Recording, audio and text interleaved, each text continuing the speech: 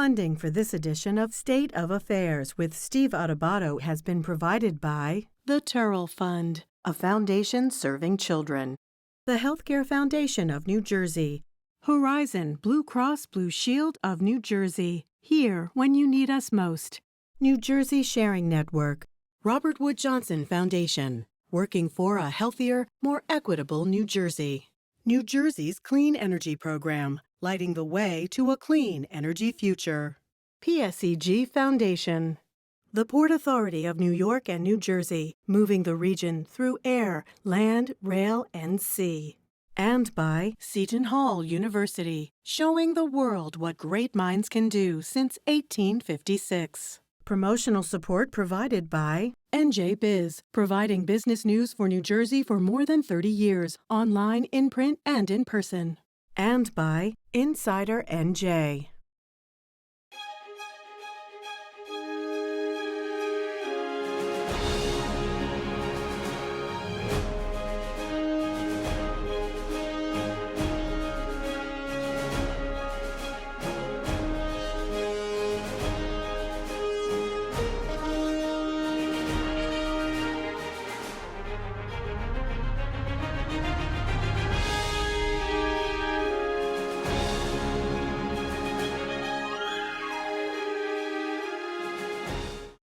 Hi, everyone. Steve Adubato here. We kick off the program talking about the nursing situation in the state of New Jersey, the region, and the nation with Debbie White, President of Health Professionals and Allied Employees Healthcare Union. Good to have you with us, Debbie.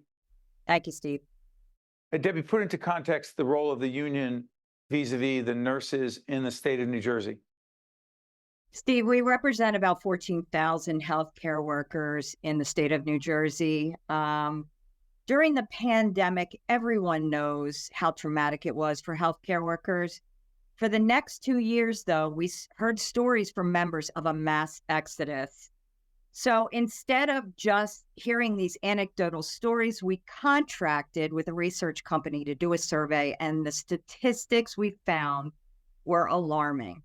30% had left hospitals of the nurses. 30% of nurses have left. Since when? Since the pandemic began. Go ahead. More terrible numbers. Go ahead. Which are not numbers, they're people. So go ahead. Yeah, they are people. You're right.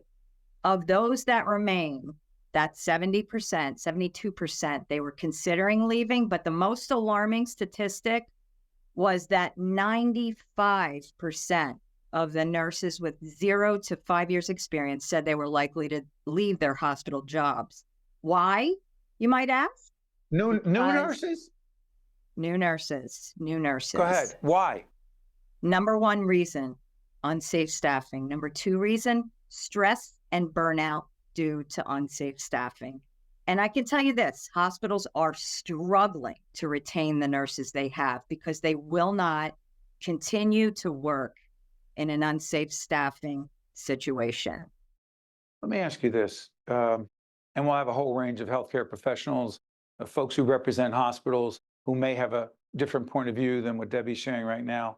But at the same time, the ranking member of the state Senate, when it comes to healthcare issues, Senator Joseph Vitale, who's the chair of the Senate Health Committee, has a piece of legislation that talks specifically and precisely about nurse-patient ratios. Debbie, what is the legislation?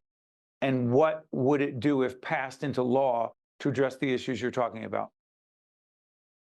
Well, the solution is passing this legislation. The name of the legislation is the Patient Protection and Safe Staffing Act.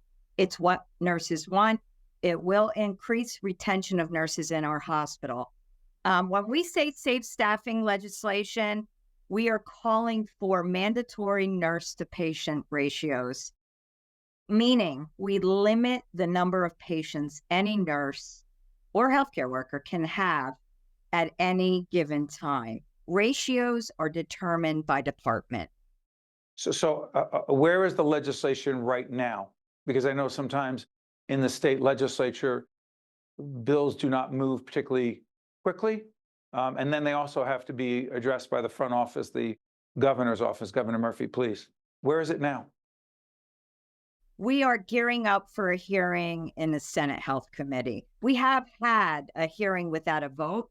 We need to have a vote in the Health Committee, and I believe we have the support there in the Health Committee. But it is the best way to ensure that a patient receives the best care. What would the ratios be? Sorry for interrupting, Debbie. What would the ratios be? Well, it's different for department, but I can tell you it's not new. California legislated staffing ratios 20 years ago. This has given us plenty of time to do the research.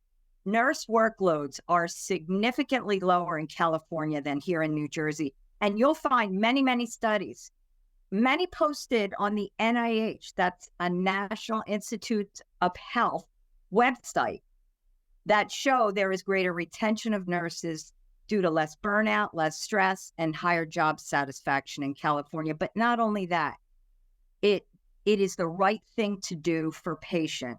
Research done shows that mandating staffing levels is beneficial to patients, to nurses, and hospitals.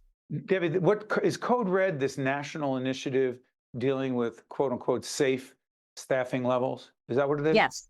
Yes, it is. It's a national campaign to get safe staffing legislation passed across the country. Oregon passed a law. Pennsylvania is getting ready to pass it in the second house. It's already gone through the first house. Their legislation is actually even better than California's, but California is what has been studied. And I can tell you the multiple benefits of California ratios, what it's done to healthcare. Debbie, talk about the other part of this.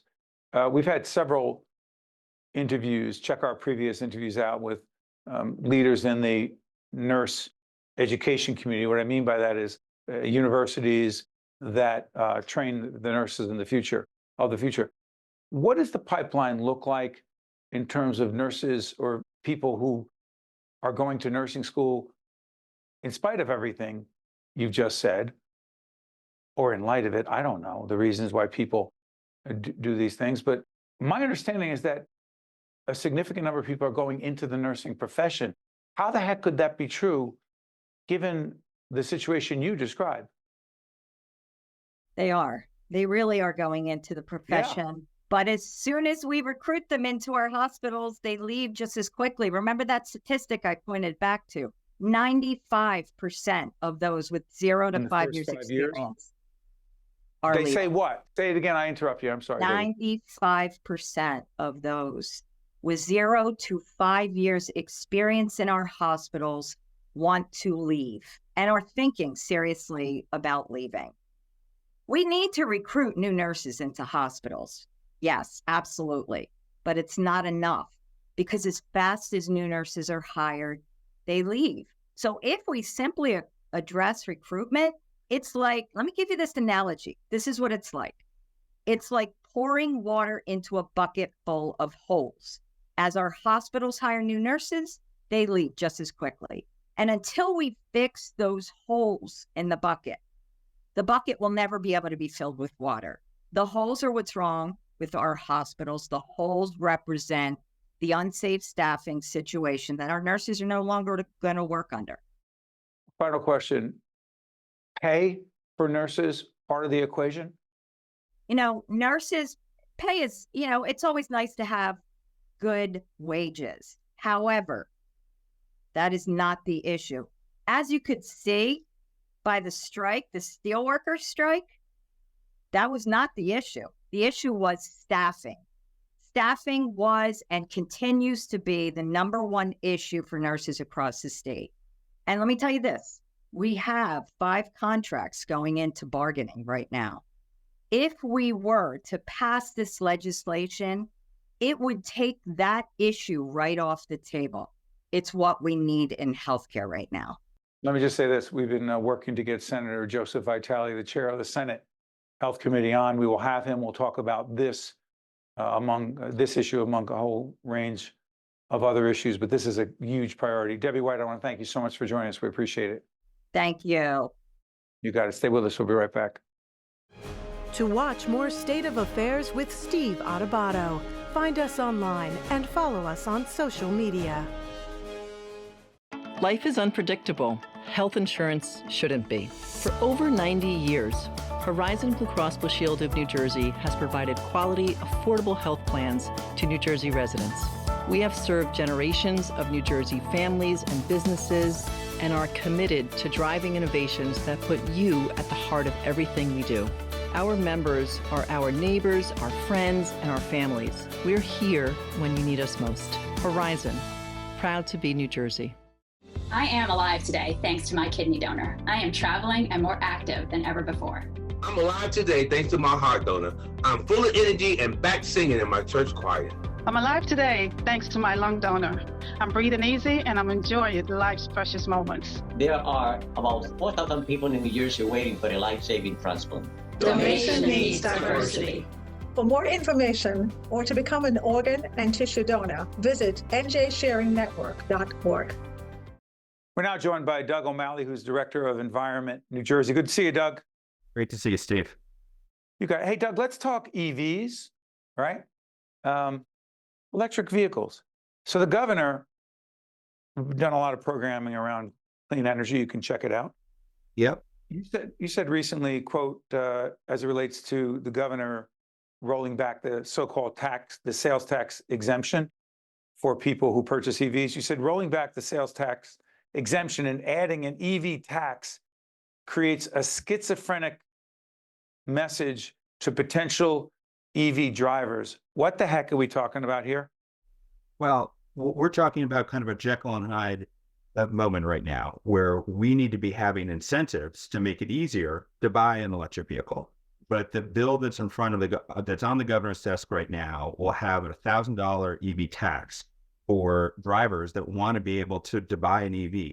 On top of that, the proposal in the governor's budget to phase out the sales tax exemption is just it's taking away another incentive, right? So we're still at a place right now that drivers are saying, is an electric vehicle right for me?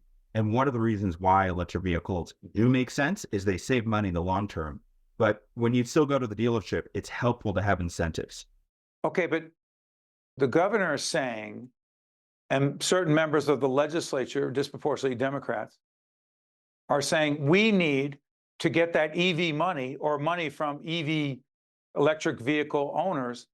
We need that money, and they need to pay into and pay their fair share of the so-called Transportation Trust Fund, which is the stable source of funding to keep our roads and bridges and our infrastructure, not a sexy word, but an important word, keep it to where it needs to be. Why shouldn't those who purchase electric vehicles not pay into that? That's the argument, you say? Yeah, I mean, the simple response is no one is arguing that EV drivers should be free riders.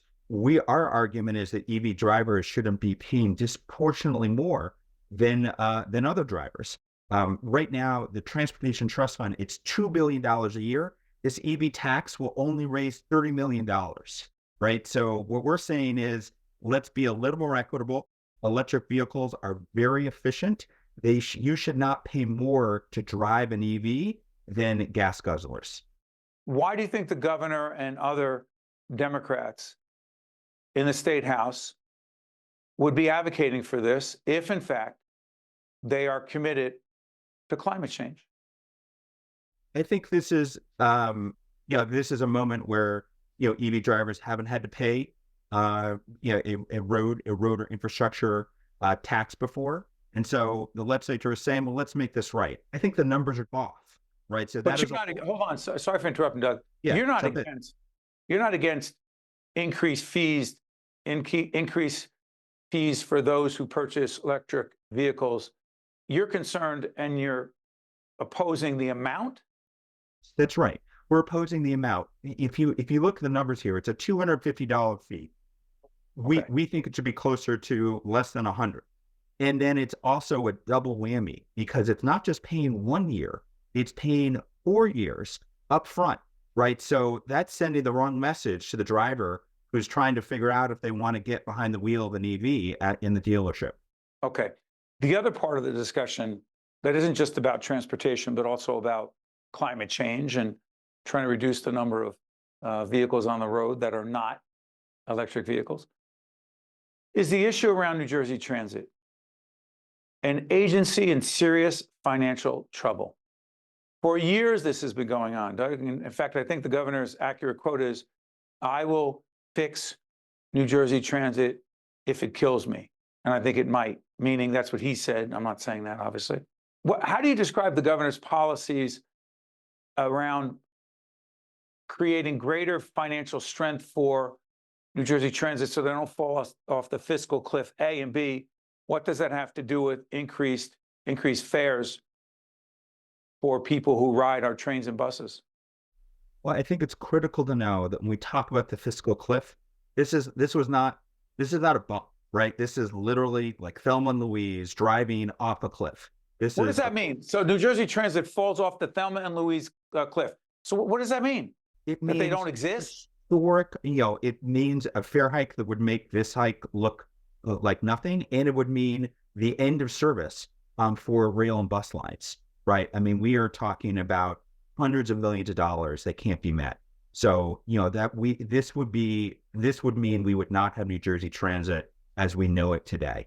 So when we talk about this as a crisis, that is the moment we're in.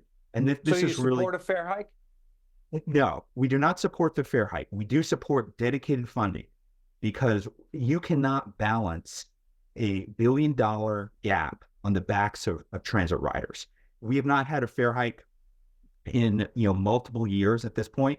But the problem is, if you literally are telling bus riders to pay 15% more, that's not actually going to solve the problem. And this is where the governor really does deserve credit, because for the first time ever, he's proposing dedicated transit funding. That has never happened before. Every other transit agency in America that's big has dedicated funding. We don't. And that's part of the reason we're in this fix. Yeah, but Doug, here's the other part of that conversation. So the governor proposed a corporate transit fee. This would be a tax, an increased tax on corporations in the state of New Jersey with over $10 million in profits. Is that accurate? Correct. Now, we're going to have business leaders that we're actually taping today, including Michelle Sikirka, who is the president and CEO of the Business and Industry Association in the state, and also Tom Bracken, the head of the Chamber of Commerce. They're against it. They're saying, look, we need a dedicated source of funding for New Jersey Transit, but you can't increase taxes on corporations because A, they're going to want to leave, B, we may lose jobs in the process, but you support that tax. Yeah, I mean, this is a do or die moment for New Jersey Transit, right? And whether you're a business leader or whether you're a transit rider or whether you're a driver, New Jersey Transit going away in a way that would be, unfathomable. That's the reality we're faced, right? So these are not semantics, right? If we want a transit system that's literally going to have hundreds of thousands of people take it on a daily basis, we need to fund it. And that's what the solution the governor has proposed, right? So yeah, I know, but but respectfully, Doug, you're for that tax. Correct. But you're not for increased fares for the people who use trains and buses because? Well, it's simple math. If we want to be able to balance the budget, you go through the fare hike, you're still going to have the fiscal cliff. Even with the governor's proposal, the fare hike that's on the table will actually depress ridership, right? So, this is a legacy of underinvestment in New Jersey Transit, right? So if you want to be able to get more people to take the train and the bus, you don't raise fares. All right, I want to make it clear. We're taping on the 19th of March. It'll be this conversation with Doug will be seen later. Hey, Doug, could you imagine a lot could happen in the State House between now and next month or so? Real quick on this. Could you give us a minute or less on offshore wind? Where are we in New Jersey these days? Well, 2024 has been the year of offshore wind coming back, right? We saw an announcement in January of 2 projects in the New York Bight that are incredibly significant, the leading light wind, as well as attentive energy. These projects are about 40 miles off the Jersey shore and will literally produce hundreds of megawatts of clean renewable energy. That won't happen until early in the next decade, 2031. But it shows that there is a path forward, not just for offshore wind in New Jersey. We've seen offshore wind projects get up and running off the coast of Long Island and Massachusetts. So this is a reminder that offshore wind is not going away. Doug O'Malley is the Director of Environment in New Jersey. Hey, Doug, thank you for joining us. We'll continue the conversation about a whole range of issues dealing with the environment in the state of New Jersey. Thanks, Doug. Great. Thank you, Steve. You guys stay with us. We'll be right back. To see more State of Affairs with Steve Adubato programs, visit us online at stateofaffairsnj.org. If you would like to express an opinion, email us at info@caucusnj.org. Find us on Facebook at facebook.com/Steve Adubato, PhD, and follow us on X at Steve Adubato. At the Turl Fund, we know childcare creates transformative early learning experiences for young children and helps families succeed. Childcare is essential for the economy, driving financial growth and sustainability across all sectors. The Turl Fund envisions a New Jersey in which every infant and toddler has access to high-quality, affordable childcare in order to grow, develop, and thrive. Our children are our future. For more information, visit turlfund.org. All right, folks, everything you wanted, needed to know about the World Cup coming to New Jersey. You find out right now with Jim Kirkos, who is President and CEO, Meadowlands Regional Chamber. Good to see you, Jim. Good to be here. Thanks for always having me. You got it. Let me also disclose that Jim is a trustee of the Caucus Educational Corporation, our not-for-profit production company. Hey, Jim, the World Cup coming to New Jersey, when exactly? It's a big deal, June into July of 2026, and it's around the corner. Hold on. This is a lot. This is 6 weeks of games? Yeah, pretty much. The opening game, the opening preliminary round games start the middle of June, and the final will be right here at MetLife Stadium on July 19th. How big a deal from an economic point of view is this for the region and the state versus New York City, who's going to try to claim a lot of credit for this as they have a habit of doing? I'm just saying, Jim. Yeah, now listen, it's I don't know that I can really articulate how big it is. 8 games that we'll have right here in the greater Meadowlands and here in New Jersey. It's an enormous amount of economic impact. I wish I could give you a number. I think from all the things that we've learned, Steve, over the past big events that have been at MetLife, WrestleManias and past World Cups and Super Bowl. Super Bowl.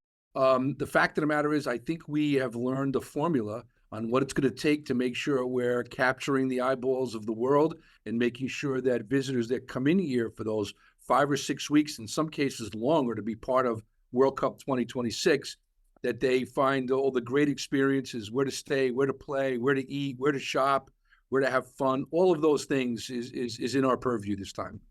Got to ask you about logistics. You and I talk about leadership and logistics all the time. And what do you know? Remember the year the Super Bowl was at the Meadowlands? 2014. I don't know. I heard a rumor that it was a bit challenging with New Jersey Transit moving people around. Not a rumor, a fact. How the heck are we going to move all those people to where they need to go, when they need to go there in a reasonable way? So I'm going to tell you that New Jersey Transit gets a bad rap for that because it was really not their fault. There was a lot of people doing the planning for transportation and mobility for Super Bowl, many of which had nothing to do with people like me and maybe even some on New Jersey Transit.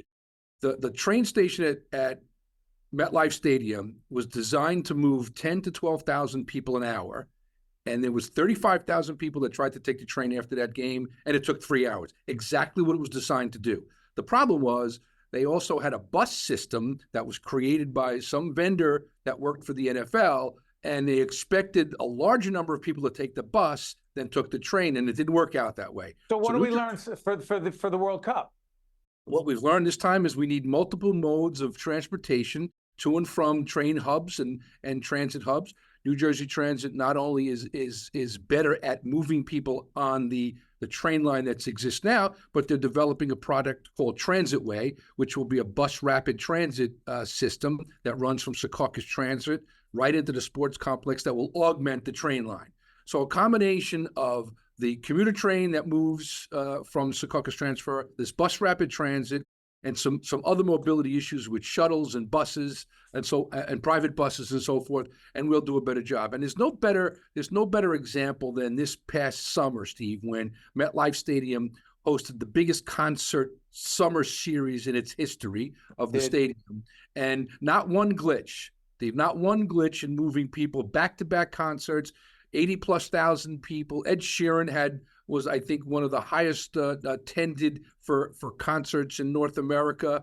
And I happened to be at that particular concert. It was spectacular. And listen, there's always going to be some delay getting out of the stadiums when you're trying to. Let's also include traffic onto the turnpike, onto Route 3. That's part of the deal here.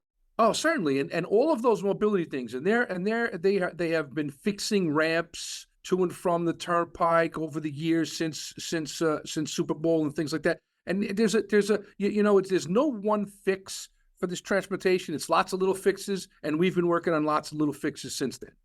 Talk marketing, and go back to what I said before. When we watch the World Cup, those of us who can't get tickets, you watch it. Is it going to be clear that it's coming from New Jersey, from the Meadowlands, or is it going to be New York? No, actually, the stadium will be renamed the New York, New Jersey Stadium. Every venue in the country that has a naming rights deal will be, so in other words, so like LA will be LA Stadium. Dallas will be Dallas Stadium, right? That's the way FIFA designed the FIFA, the folks who regulate soccer. Correct. This is the FIFA World Cup, and FIFA is the organizing body for professional soccer internationally. And so it'll be a combination of both. But you brought up a great word, marketing, right? So what I've learned now that I'm 20 years here at the chamber, and I've witnessed. I was here as a member back in the '94 World Cup. Having taken all this experience, I can tell you this: if we sit back and just wait for people to come to our doors in New Jersey and expect that just because all these games are taking place, we're going to be disappointed. And so we need to put some financial resources into marketing. That's the state. That's organizations like ours. We need to let people know where all these experiences are so that they can see. We are a better destination today than we were back at Super Bowl, right? American Dream wasn't even open during Super Bowl. Jim Kirkos is bullish on New Jersey, bullish on the Meadowlands. That's why he's the president and CEO of the Meadowlands Regional Chamber. Hey, Jim, 2026, looking forward to the World Cup. Thank you, buddy. Appreciate it. Thank you, Pat. Thanks for having me. You got it. I'm Steve Adubato. That's Jim Kirkos. He's bullish on the World Cup in Jersey. See you next time.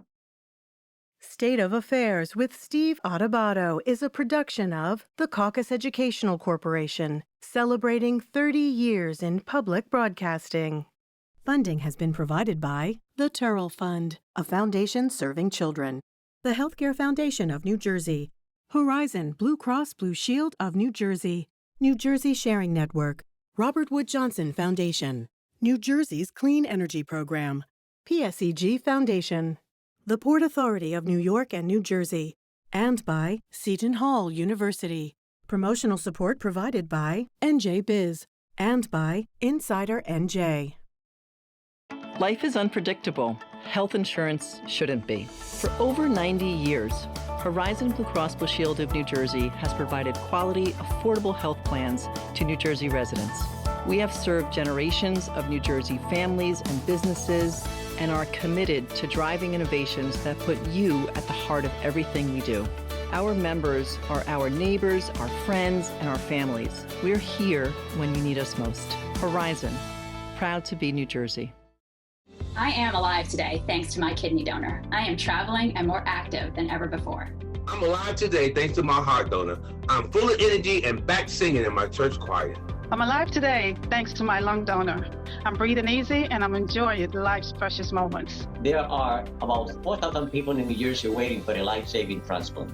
Donation needs diversity. For more information or to become an organ and tissue donor, visit njsharingnetwork.org. At the Turrell Fund, we know childcare creates transformative early learning experiences for young children and helps families succeed. Childcare is essential for the economy, driving financial growth and sustainability across all sectors. The Turl Fund envisions a New Jersey in which every infant and toddler has access to high-quality, affordable childcare in order to grow, develop, and thrive. Our children are our future. For more information, visit turlfund.org.